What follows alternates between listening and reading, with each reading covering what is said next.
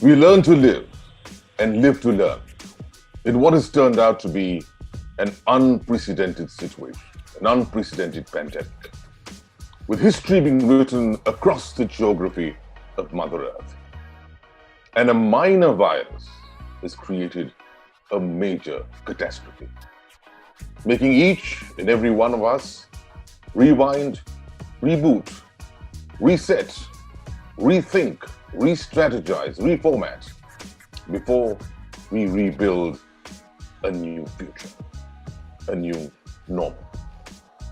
This program is brought to you by Ahead Education, which looks at education ahead, and I say with great pride, it's powered by one of India's better universities in the north, IMS Ghaziabad.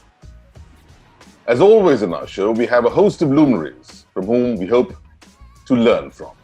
Let's take a look at who our special guests for today are.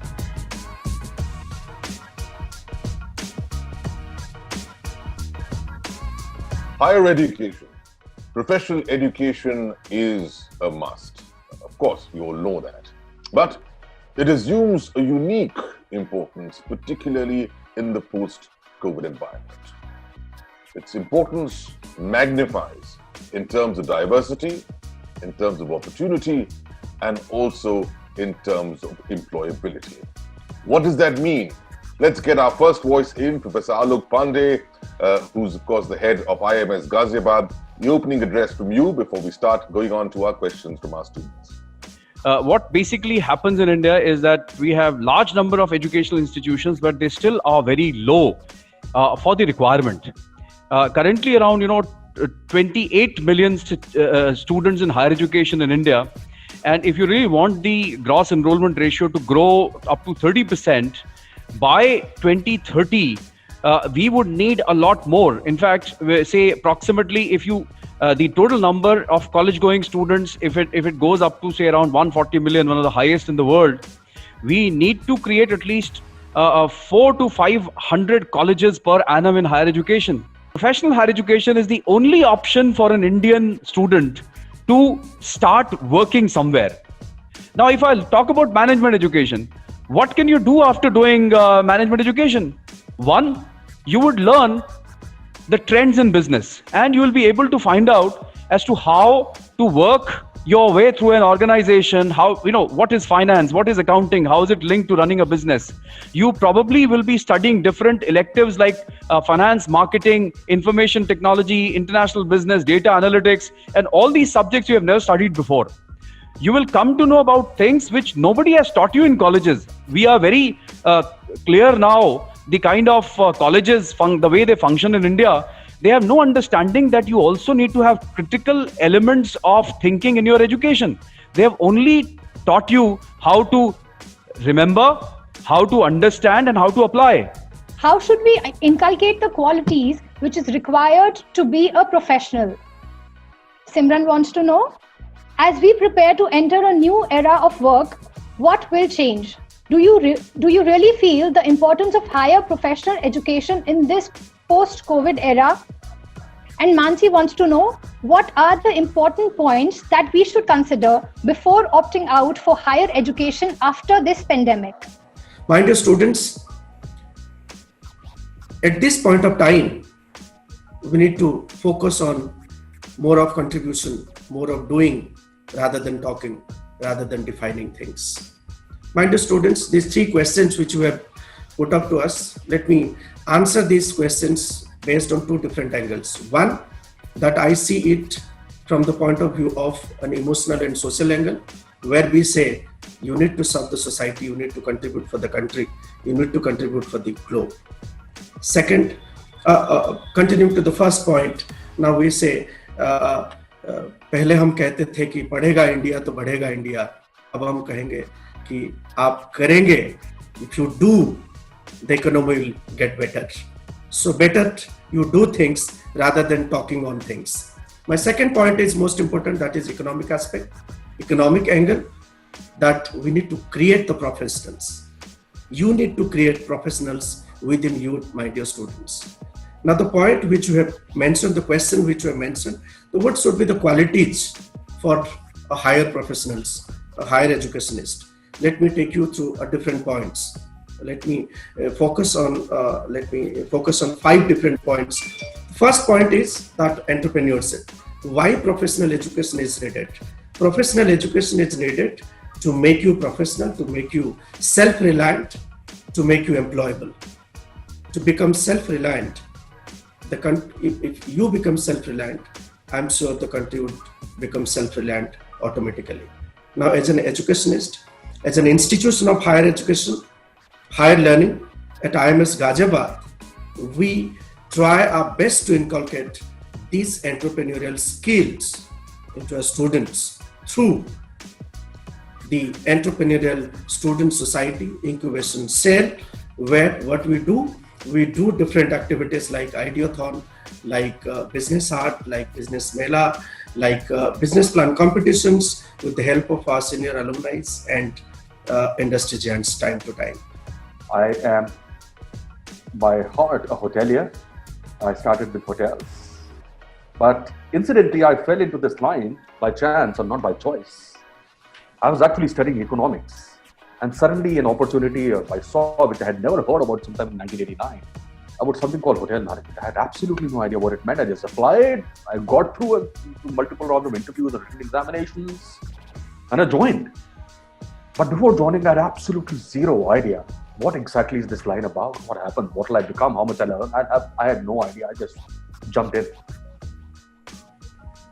So there is a stark contrast from that era to this era, where I see my daughter preparing for her career right from class 8.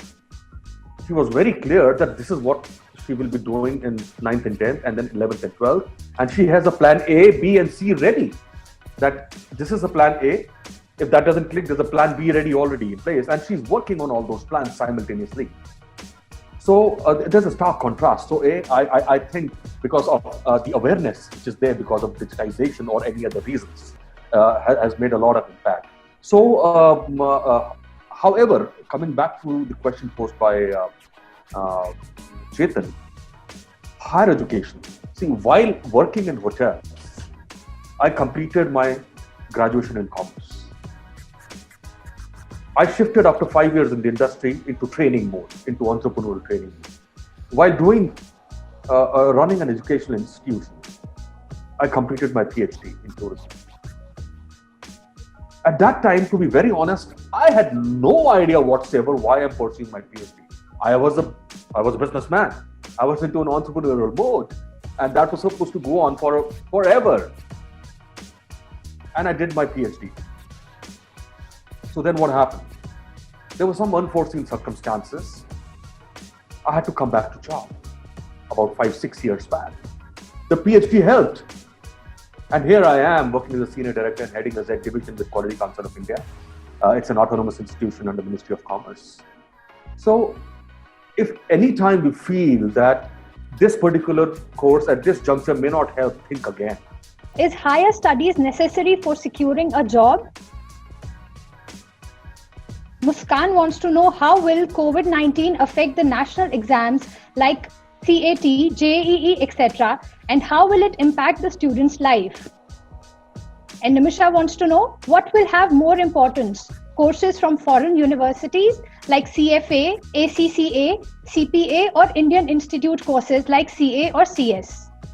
CA was just giving me the, theoretical knowledge, but in CFA I found that the practical knowledge was there. Like I was just studying GDP at that time, so there was some definitions of GDP and some more points was there in CA. I'm not criticizing CA because now CA has just adopted so many other things and they have just included some new variables in CA curriculum.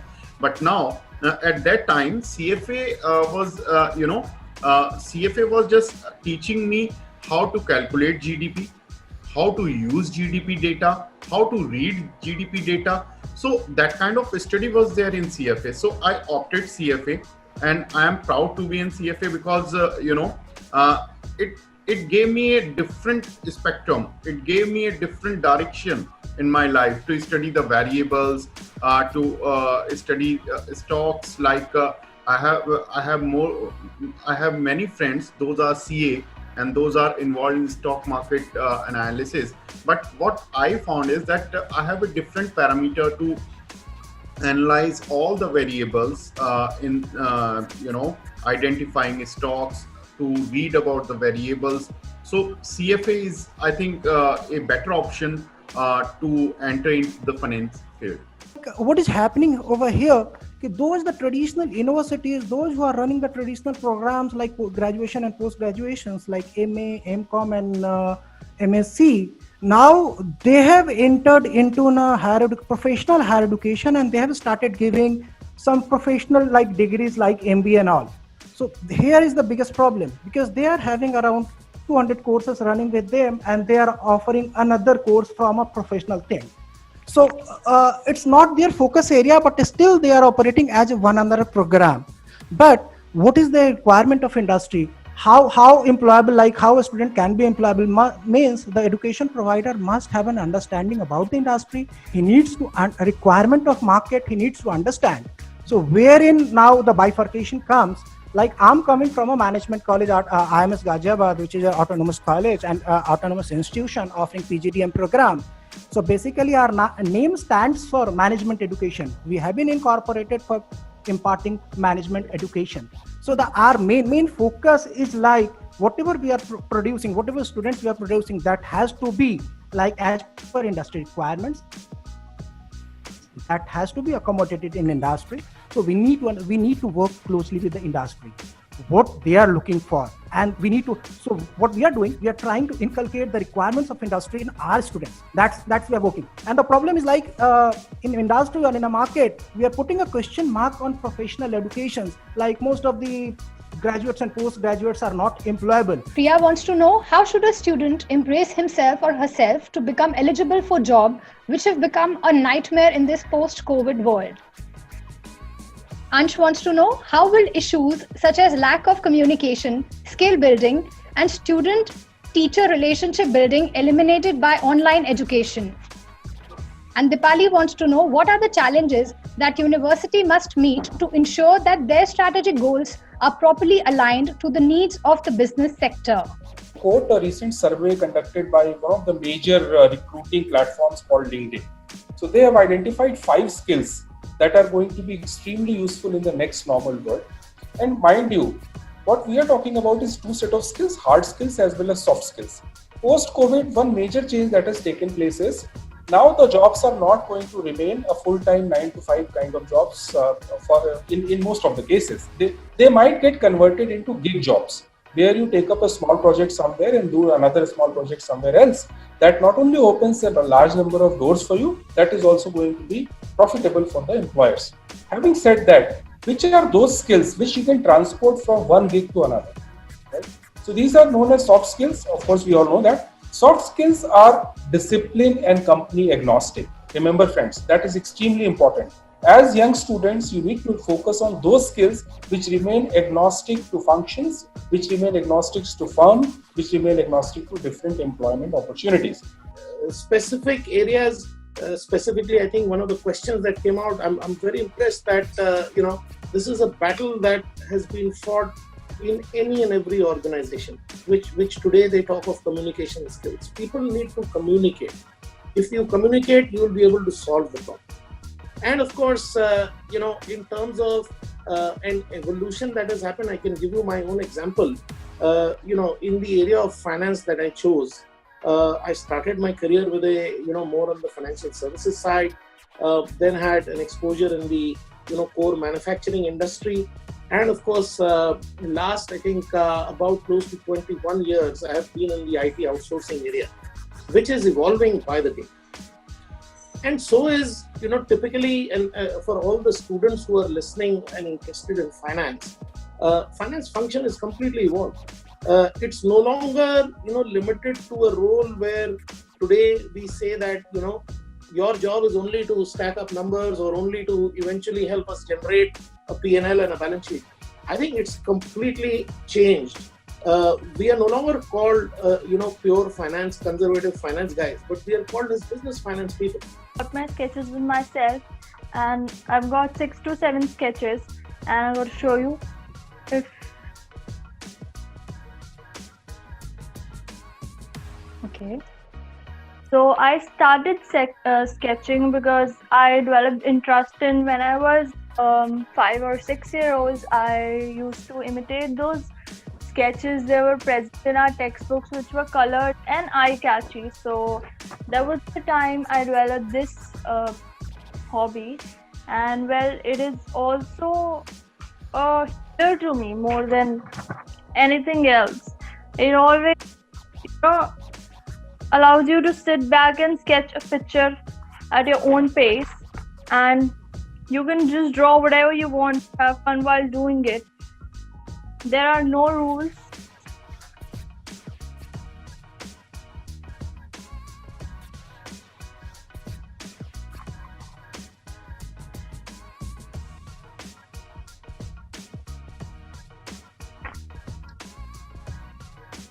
So Simran, talk us through the thought process that happens. I love the statement which says there are no rules. Perhaps that's the way you all wanted life to be.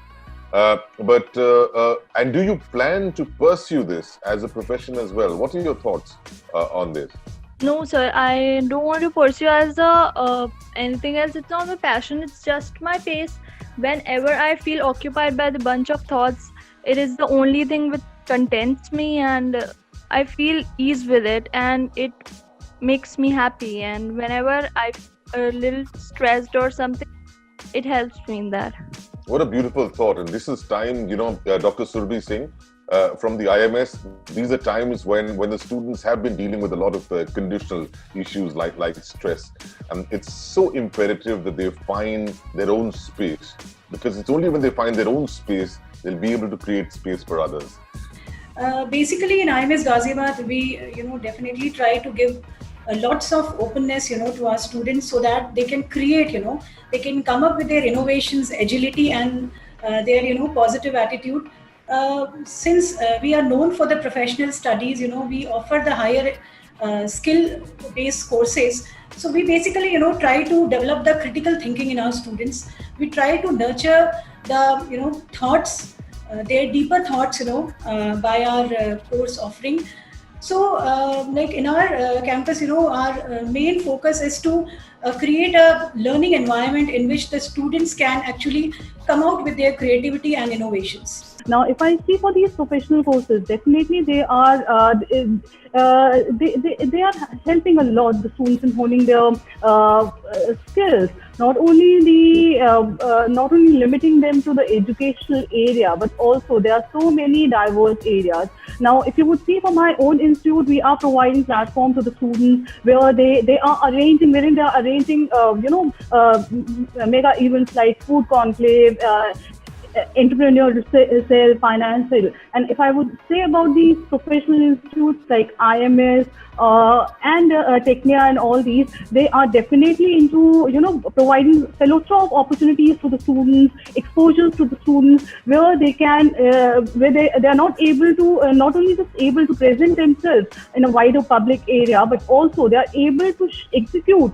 They are able to show off the kind of skill sets they have acquired during the time they have been in that institute. So definitely, it's a private-public partnership. One very interesting talent, and I'd like to take him first, simply because he's been having a bit of a power issue in his area, and by power I mean electricity and nothing else, nothing to do with politics. Sai Rohit is with us, and he's got what's he got? He's got a set of keyboards with him.